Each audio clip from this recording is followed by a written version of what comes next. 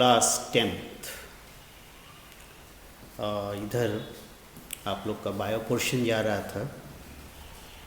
अब धीरे धीरे हम लोग हर टॉपिक को, हर सिलेबस को प्रयास करेंगे टच करने के लिए, और रोज़ एक जाएगा, आप लोग उससे नोट्स बनाएंगे, और कोई दिक्कत होगा तो you can contact on our email, WhatsApp, किसी चीज़ पे। चलो आज हम लोग उठाएंगे, अपने सिलेबस में हम लोग को पढ़ना है सोशल स्टडीज़ में पॉलिटिकल साइंस,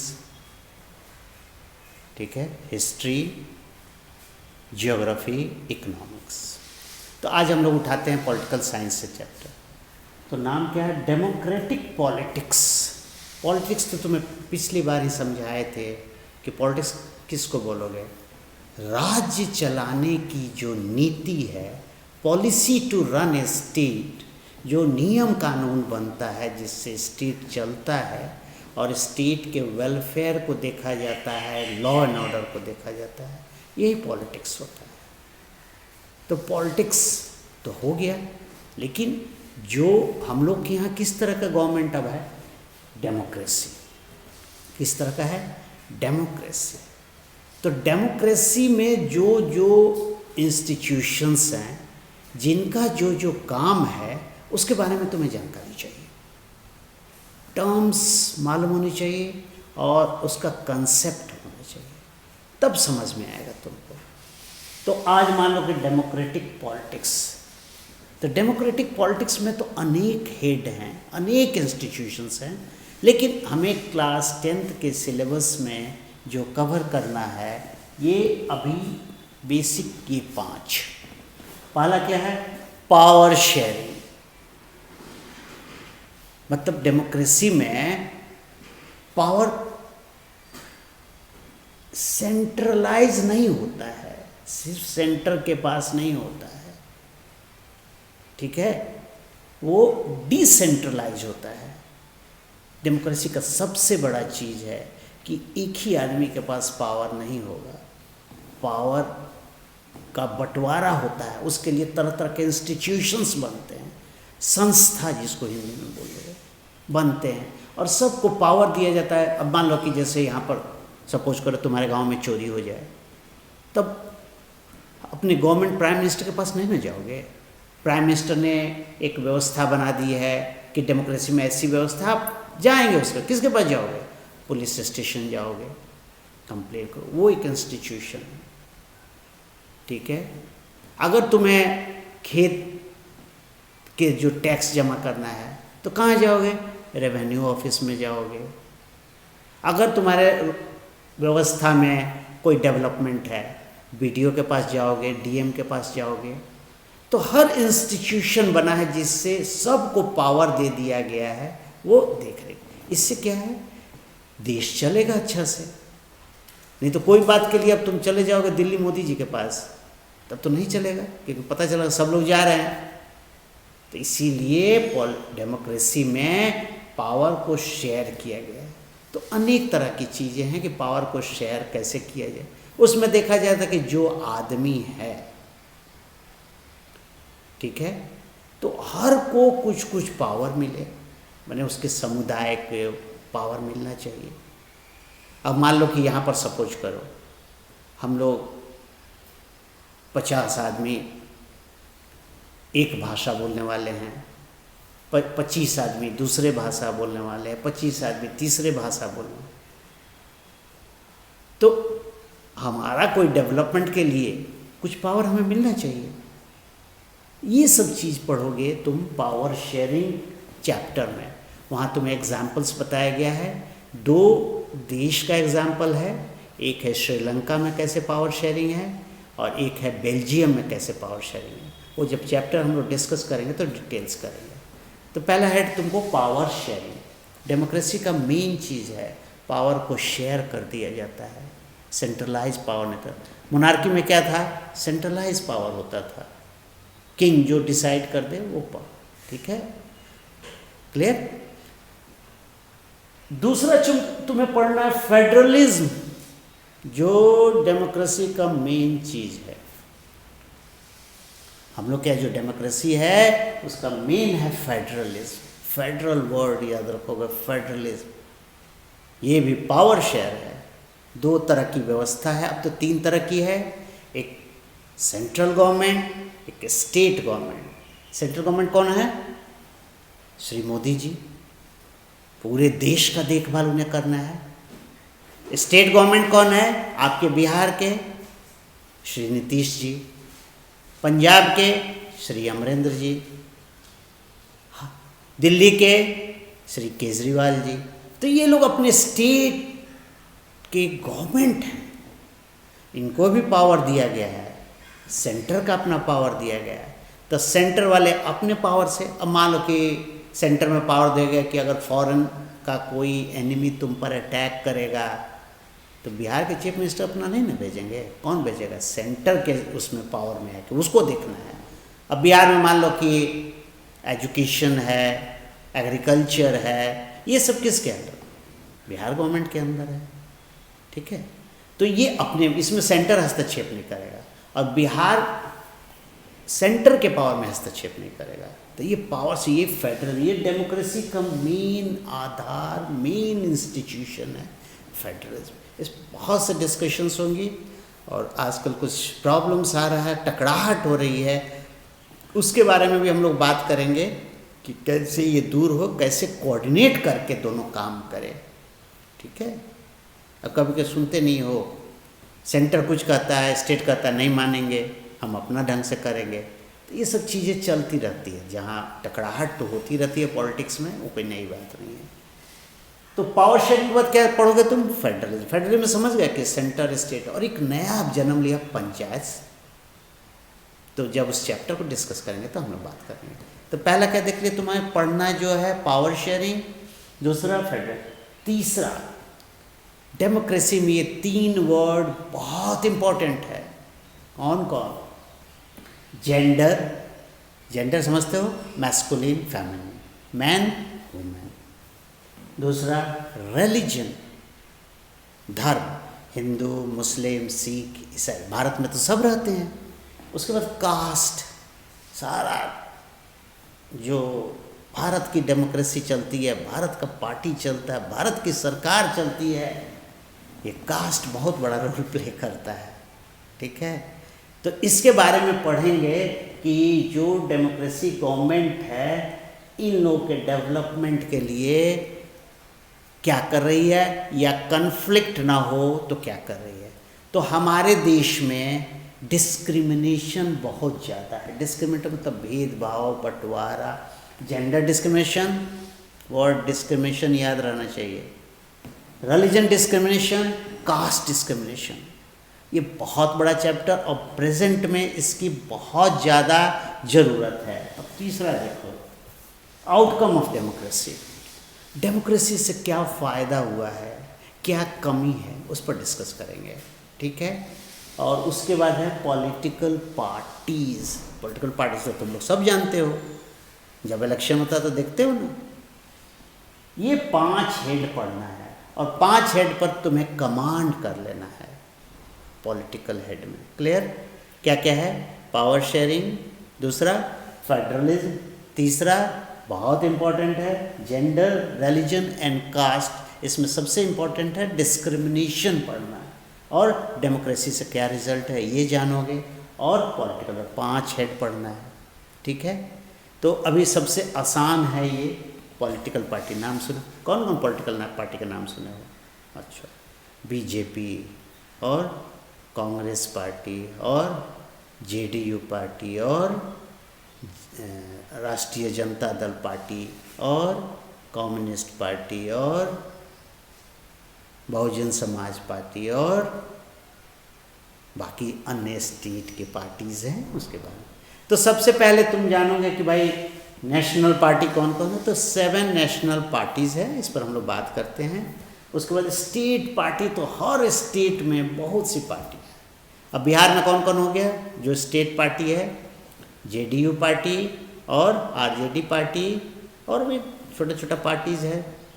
तो यहाँ नेशनल पार्टी में Congress party, BJP party, communist party, तो इनका नाम जानते हो, और 3 तुम लोकल जानते हो। अन्य स्टेट में है तो कुछ स्टेट के पार्टी का नाम तुम्हें जानना होगा, तो वो जब लिस्ट बनाएंगे हम लोग तो वहाँ तुम्हें याद करना, क्योंकि पूछेगा नेम ऑफ द पार्टीज। अब पार्टी शुरू हुआ होगा, ठीक है, पॉलिटिकल पार्टी, तो उस पर अब हम लोग आते हैं। तो बेसिकली पॉलिटिकल पार्टी क्या होता है? तो डेमोक्रेसी में सरकार बनानी होती, ठीक है। तो मान लो अगर एक पार्टी, सपोज करो कि पहले आज़ादी मिली तो एक पार्टी थी कांग्रेस पार्टी, ठीक है। तो कांग्रेस पार्टी 1951 में जीती, फिर उसके बाद इलेक्शन हुआ तो जीती। उस समय और किसी पार्टी का नाम था नहीं, सिंगल पार्टी थी, ठीक है। धीरे धीरे होने लगा कि नहीं, ये पार्टी जो कास्ट वाले थे, रिलीजन वाले थे, जेंडर वाले थे, कि हम सब लोग का ध्यान नहीं देती है, तो लोग सोचे कि और पार्टी बनाया जा सकता है। तो है कॉन्स्टिट्यूशंस में, है डेमोक्रेसी में, आप जितना पार्टी इंडिया में बनाना चाहे बना सकते हैं, ठीक है। तब चलो पार्टी बनेगा कैसे, पॉलिटिकल पार्टी? तो देखो, पॉलिटिकल पार्टी के लिए 3 इम्पॉर्टेंट बात होती है। सबसे पहले कोई भी पार्टी बनेगा तो उसका एक लीडर होता है, ठीक है। एक आदमी लीडर बनेगा, भाई चलो मैं लीडर हूँ, मैं पार्टी बनाता हूँ। दूसरा, उसके जो एक्टिव मेंबर होते हैं, जो उस लीडर के साथ रहते हैं, उस पार्टी को ग्रोथ कराते हैं, ठीक है। तीसरा, उसके फॉलोअर होते हैं जो एक्टिव मेंबर नहीं होते हैं। तो घर में मान लो कि 2 आदमी है, तो कोई कहेगा मैं कांग्रेस पार्टी को सपोर्ट करता हूँ, कोई कहेगा मैं बीजेपी पार्टी को सपोर्ट करता, कोई कहेगा मैं जेडीयू को सपोर्ट करता, कोई कहेगा मैं आरजेडी को सपोर्ट करता, ठीक है। ये फॉलोअर है। तो 3 चीज़ होना है, क्या क्या? एक लीडर। सपोज करो हम लोग एग्जाम्पल 2 पार्टी से देते हैं, जैसे राष्ट्रीय जनता दल और जेडीयू, 2 पार्टी तुम्हारे यहाँ हैं। तो आरजेडी, तो एक लीडर तैयार हुआ, कौन हुआ? श्री लालू प्रसाद जी। जेडीयू पार्टी के कौन हुए? श्री नीतीश कुमार जी। ये लीडर बने। अब ये लोग बोले कि भाई मैं एक पार्टी बनाऊंगा, मैं इलेक्शन लड़ूंगा, मैं तुम लोग को जो तुम्हारे अंदर जो अन्य पार्टी नहीं देती है मैं सुविधा दूंगा, ठीक है। बेस यही रहता है कि मैं सरकार बनाऊं और लोग को सुविधा दूं। लालू प्रसाद जी पार्टी बनाए, तो राष्ट्रीय जनता दल पार्टी बनाए, तो उनके कुछ एक्टिव मेंबर हो गए हैं जो उनका प्रचार प्रसार शुरू किए और लोग को अच्छा लगा तो उसके फॉलोअर हो गए। उसी तरह नीतीश कुमार जी की पार्टी बनी, वो उनके जो एक्टिव मेंबर हुए, फॉलोअर। तो 3 तरह का चीज़ चाहिए एक पार्टी में, लीडर होना चाहिए और एक्टिव मेंबर होना चाहिए जो पार्टी की बातें को सब लोग तक पहुंचाए, और फॉलोअर है। तो फॉलोअर को बहुत, फॉलोअर उसको बस खाली इलेक्शन में मदद करेगा, ठीक है। अब ये जो पॉलिटिकल पार्टी बन गए, तो पॉलिटिकल पार्टी डेमोक्रेसी में एक इंस्टीट्यूशन, एक संस्था होती है जिसकी देख रेख और जिसको चलाने के लिए इलेक्शन कमीशन होता है, एक इंस्टीट्यूशन जिसका काम है पॉलिटिकल पार्टी कौन है उसका पूरा रजिस्ट्रेशन करता है, उसको इलेक्शन में लड़ने का परमिशन देता है। जब वो जीत जाता है तो सरकार बनाने के लिए वो लोग आगे जाता है। सरकार कैसे बनती है अलग टॉपिक है, लेकिन अभी पॉलिटिकल पार्टी, तो पॉलिटिकल पार्टी मान लो कि जैसे श्री लालू प्रसाद जी या श्री नीतीश कुमार जी पार्टी बनाए, तब ये लोग करेंगे इलेक्शन कमीशन के पास जाएंगे और इससे बोलेंगे कि मैं एक पॉलिटिकल पार्टी हूँ, मैं इलेक्शन में अपनी पार्टी के मेंबर को खड़ा करूँगा, तो आप मुझे सिंबल दीजिए, संकेत दीजिए कि लोग को मैं समझा पाऊँगा मेरे पार्टी का सिंबल ये है। तो इलेक्शन कमीशन उन्हें सिंबल, जैसे पॉलिटिकल पार्टी श्री लालू प्रसाद जी गए होंगे तो क्या सिंबल उनको मिला है? लालटेन छाप, उनका सिंबल है। राष्ट्रीय जनता दल पार्टी का सिंबल क्या हो गया? लालटेन। श्री नीतीश कुमार जी गए तो क्या मिला? तीर छाप। बीजेपी वाले गए होंगे तो क्या मिला है? कमल छाप। ये कांग्रेस वाले को क्या छाप? ये है हाथ छाप। ये सिंबल हो गए, ये देखते ही पता चलता है कि इस पार्टी के बारे में कोई बात होगी। तो पॉलिटिकल पार्टी जब कहाँ गए? इलेक्शन कमीशन के पास कि मुझे इलेक्शन लड़ना है, आप मुझे सिंबल दीजिए। सिंबल अलॉट हो गया, चलो सब पार्टी को सिंबल मिल गया। अब जब देश में इलेक्शन होगा, क्योंकि डेमोक्रेसी का बहुत इंपॉर्टेंट चीज़ है इलेक्शन, क्योंकि democracy is the government of the people, for the people, by the people. तो बाय द पीपल मतलब तुम ही सरकार बनाओगे, और तुम सरकार कैसे बनाते हो? इलेक्शन के द्वारा, ठीक है। अब जब इलेक्शन आएगा तो हर पॉलिटिकल पार्टी अपना अपना कैंडिडेट खड़ा करेगा। जैसे मान लो कि बिहार का इलेक्शन हो रहा है, तो बिहार का इलेक्शन हो तो बिहार को वही उसी दिन बताए थे कंस्टिट्यूएंसी में बांट दिया जाएगा। तो मान लो कि सपोज करो 250 कंस्टिट्यूएंसी, एक रफ फिगर ले लो। अब हर कंस्टिट्यूएंसी से हर पार्टी अपना अपना एक लीडर खड़ा करेगा कि भाई ये जेडीयू पार्टी के ये मेंबर, ये मेरे पार्टी के आदमी हैं, आप इन्हें वोट दीजिए। आरजेडी अपना खड़ा करेगा, ये मेरे पार्टी के मेंबर, इनको वोट दीजिए। बीजेपी अपना खड़े करेगा। कांग्रेस जब इलेक्शन होता है देखते हो ना, हर पार्टी प्रचार करता है भाई मुझे जिताइए, मेरे लीडर को जिताइए।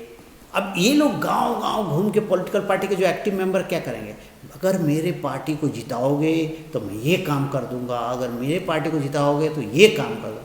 लोग को अपने बातों से कन्विंस करते हैं कि मैं जीतूंगा तो आपके लिए फ़ायदेमंद रहेगा। अब लोग के पास ऑप्शन है भाई किस पार्टी को जिताया जाए, लोग अपना सोचते हैं। तो वोट के दिन जो वोटर हैं जाके वोट अपने अपने चॉइस के पार्टी, ये फॉलोअर हो गए, ये कौन हो गए? फॉलोअर हो गए पार्टी के, अपने जाके वोट डालेंगे। और ये सारे वोटिंग कौन कराएगा? Election commission. अब वोट जब हो जाएगा तब काउंटिंग होगा। मान लो कि तुम्हारे कंस्टिट्यूएंसी में काउंटिंग हो रहा है, तो जिस पार्टी के आदमी को ज़्यादा वोट आएगा वो विनर हो गया। इसी तरह पूरे माने बिहार में मान लो कि सपोज करो 250 अप्रॉक्सीमेट, थोड़ा कम ज़्यादा की बात मैं नहीं कर रहा, जो पार्टी का ज़्यादा आदमी जीतेगा, मान लो कि अगर 250 इलेक्शन है तो 125 से ज़्यादा होना, मतलब हाफ से ज़्यादा होगा तभी वो गवर्नमेंट बनाएगा। गवर्नमेंट अगर कम है तो किसी से एसोसिएट हो, बाद में हम लोग अलायंस की बात बाद में करें। तो पॉलिटिकल पार्टी जो जीतेगा उसका लीडर उस जगह पर बिहार में गवर्नमेंट बनाएगा और 5 साल चलेगा। तो हर पॉलिटिकल पार्टी बेचैन रहता है कि मेरी पार्टी का गवर्नमेंट बने। तो अभी मान लो तुम बिहार में किस पार्टी की गवर्नमेंट है? जेडीयू, श्री नीतीश जी की गवर्नमेंट है। भारत में किस पार्टी का है? बीजेपी, श्री मोदी। तो ये जीत के गए। अब इलेक्शन कमीशन का काम खत्म हो गया। इलेक्शन कमीशन का काम क्या है? सिर्फ इलेक्शन कराना और सर्टिफिकेट देना कि ये लोग जीत गया। अब सरकार बना गया, अब इलेक्शन कमीशन सो जाएगा। फिर जब 5 साल बाद इलेक्शन होगा, फिर पॉलिटिकल पार्टी सब बेचैन होकर अपना अपना प्रोग्राम को लोगों के पास पहुंचाएगा कि मुझे वोट दीजिए, मैं जीतूँ। तो मान लो 2019 में इलेक्शन हुआ, अब कब होगा? ये दिल्ली के पार्टी का, दिल्ली का इलेक्शन, भारत सरकार 2024 में।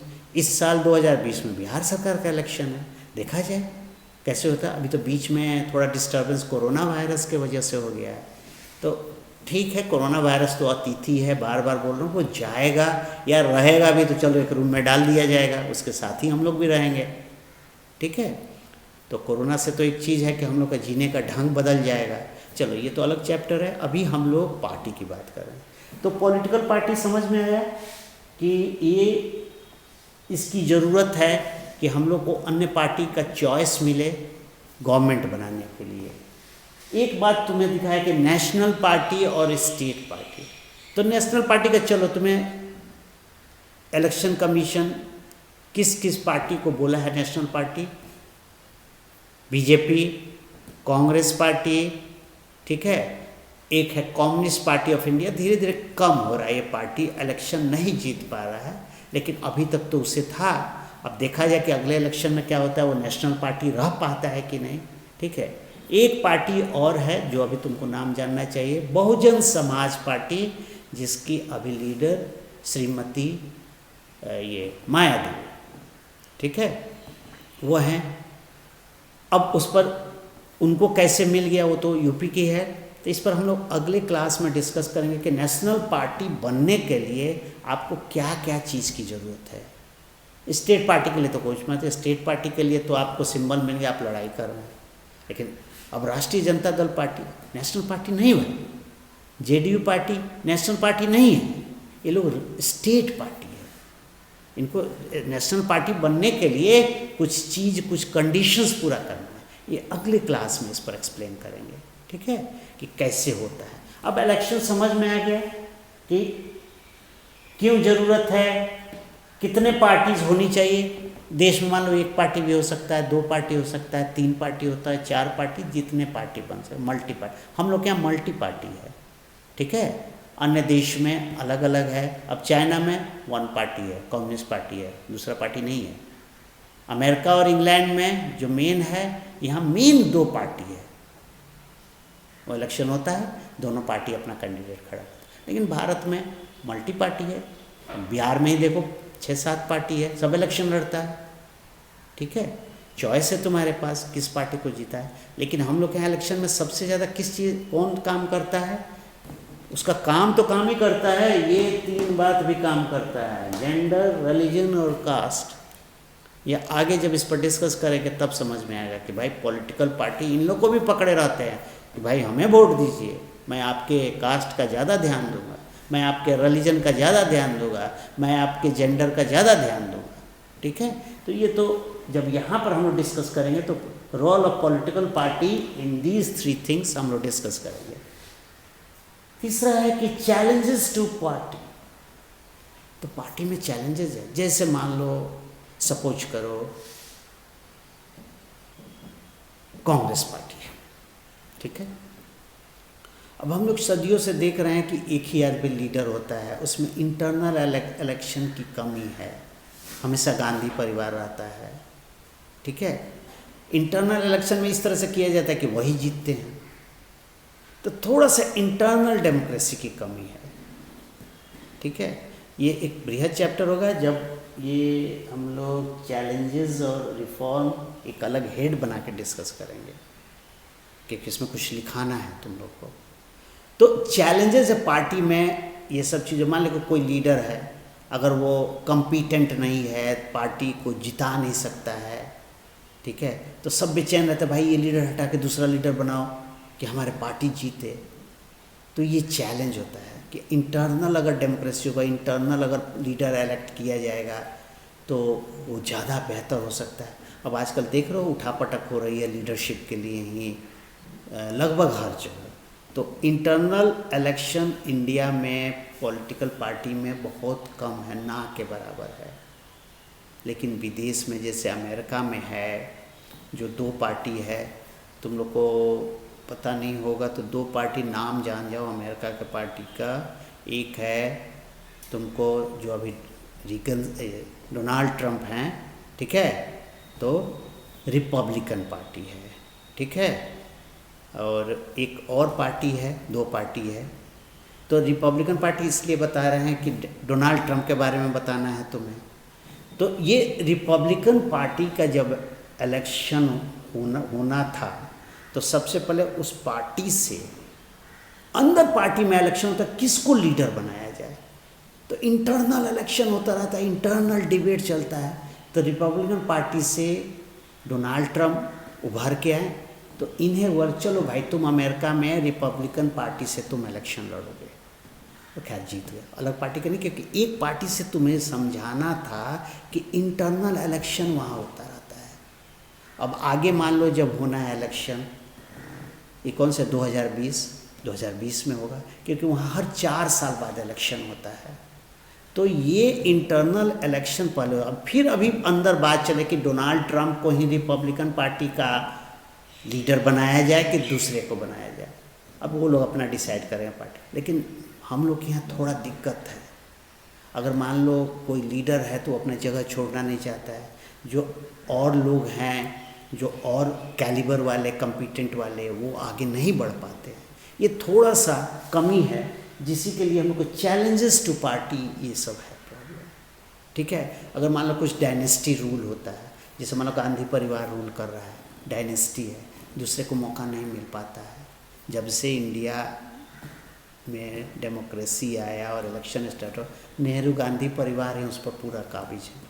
दूसरा कोई लीडर एक आध बार मौका आया है तो कुछ वजह से आया, तो जो एक्सीडेंट हुआ वो अलग फैक्टर, नहीं तो यही लोग रहते हैं, ठीक है, या जिसको ये चाहते हैं वो रहता है। तो ये अलग चैप्टर, ये चैलेंजेस है, इसमें रिफॉर्म अन्य हेडिंग है। जब चैलेंजेस पूरा डिस्कस करें तो कैसे सुधारा, ये रिफॉर्म एक आइडिया है, कोई रिफॉर्म करता नहीं है, ठीक है। तो एक चीज़ है कि जिसको चेयर मिल जाता है छोड़ना नहीं चाहता है, तो ये दो, एक रिफॉर्म का सिर्फ आइडिया, ये होता नहीं है। तो चैलेंजेस थोड़ा सा समझे, मेन चीज़ तुम पार्टी, अब है कि तुम्हें लेसन तुम पूरा पढ़ोगे तब तुम्हें समझ में आएगा जो आज डिस्कशन हुआ है, और छोटे छोटे क्वेश्चंस उसमें हैं, उसको लिखोगे। अगर कोई दिक्कत होगा तो पूछो। तो उसमें दो तुम्हारे बुक्स में है, name of national party, name of state party, और फिर उसके बाद होगा तुम्हारे पास कि नेम ऑफ स्टेट पार्टी में अनेक, हर स्टेट का रीजनल पार्टी का नाम होगा। दूसरा चीज़ होगा कि वो पार्टी को कौन बनाया, कौन लीडर था, ठीक है, कब बना, ये पूरा चार्ट बना लोगे और उसको याद कर लोगे। तो इसमें इस सबसे आसान चैप्टर पॉलिटिकल पार्टी है, इसीलिए तो इसमें तुम्हें याद करना ही पड़ेगा, how is party form, why is party form, what is the function of party, ठीक है, and what are the challenges of party, which are the national party, which are the state party. एक heading मैं अभी रखा हूँ कि किसको तुम नेशनल पार्टी, इलेक्शन कमीशन किसको बोलता है कि आप नेशनल पार्टी हो गए, उसके कुछ कंडीशंस है उसके। तो दो टॉपिक जो नेक्स्ट क्लास में हम लोग का डिस्कस होगा कि what are the condition to be national party and what are the reforms advised, ठीक है, and some more challenges to the party. ये तीन टॉपिक को एक्सपैंड करेंगे हम लोग, पूरा पढ़ लेना। और अब हम लोग जो बच्चे हैं 10th में, व्हाट्सएप से हम लोग जुटेंगे and you have to reply to us. और सिर्फ वही नहीं, जो भी बच्चे क्लास 10th में जहाँ भी पढ़ रहे होंगे वो जुट सकते हैं हम लोग से, क्वेश्चन डाल सकते हैं। ओके।